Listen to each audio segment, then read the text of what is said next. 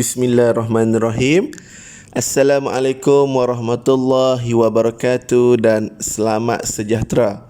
Terlebih dahulu saya mengucapkan salam Isra' dan Mi'raj bagi tahun 1442 Hijrah. Baiklah, seperti yang kita sedia maklum, Isra' dan Mi'raj berlaku pada 27 Rejab. Baiklah, mengapa berlaku? Yang pertama, sebagai ataupun menunjukkan mukjizat Rasul, iaitu Nabi Muhammad sallallahu alaihi wasallam.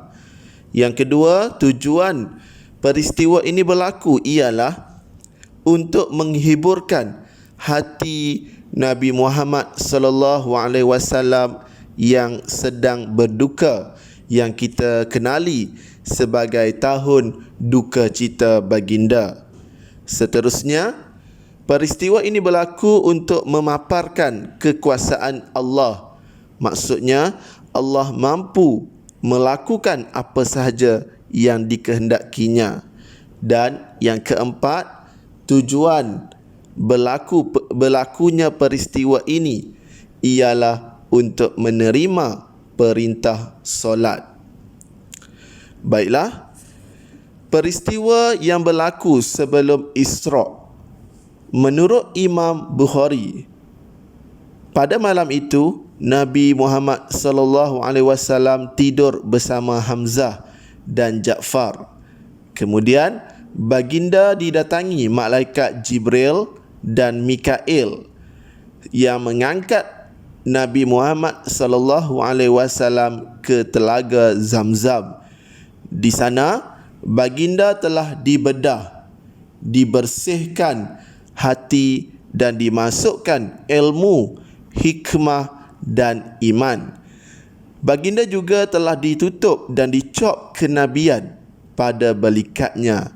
Jadi iktibar ataupun pengajaran yang kita boleh ambil daripada peristiwa yang berlaku ini ialah membuang sifat buruk dari hati kita. Seterusnya, baginda menaiki burak, iaitu sebuah kenderaan ataupun binatang di syurga yang sangat luar biasa. Jadi pengajaran yang kita boleh ambil di sini, kita memerlukan kenderaan yang sempurna. Kita juga, iaitu menggambarkan juga perjalanan ke alam akhirat memerlukan kenderaan, iaitu apa? Amal dan soleh.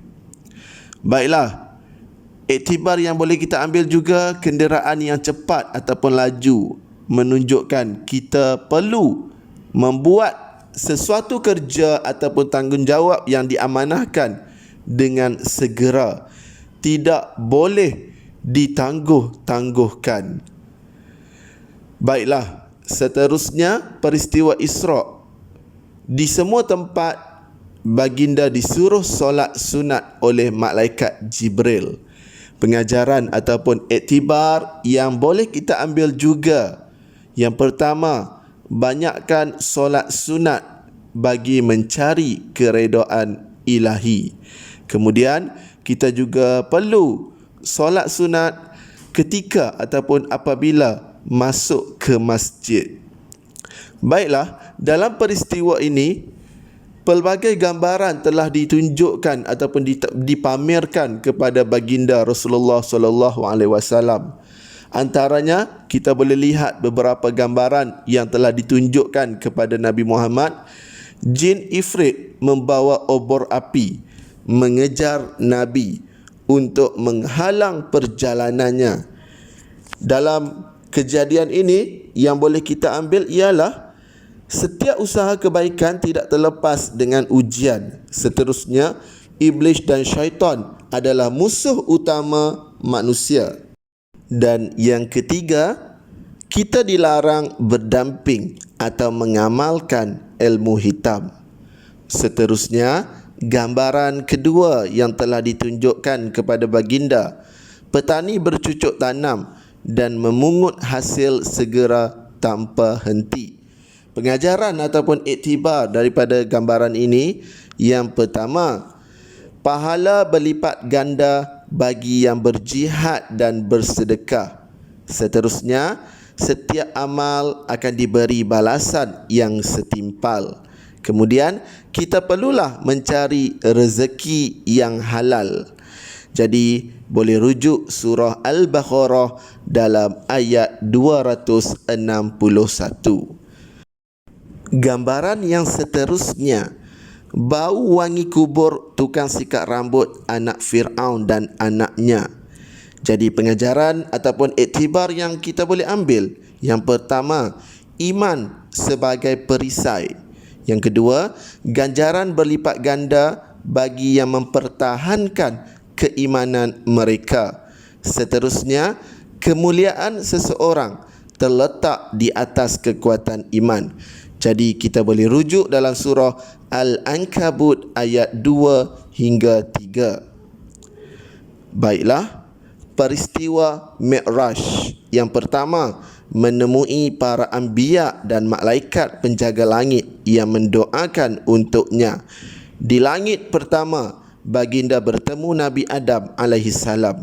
Langit kedua, bertemu Nabi Isa dan Yahya. Langit ketiga, bertemu Nabi Yusuf. Langit keempat, bertemu Nabi Idris. Langit kelima, bertemu Nabi Harun. Langit keenam, bertemu Nabi Musa. Dan langit ketujuh, bertemu Nabi Ibrahim.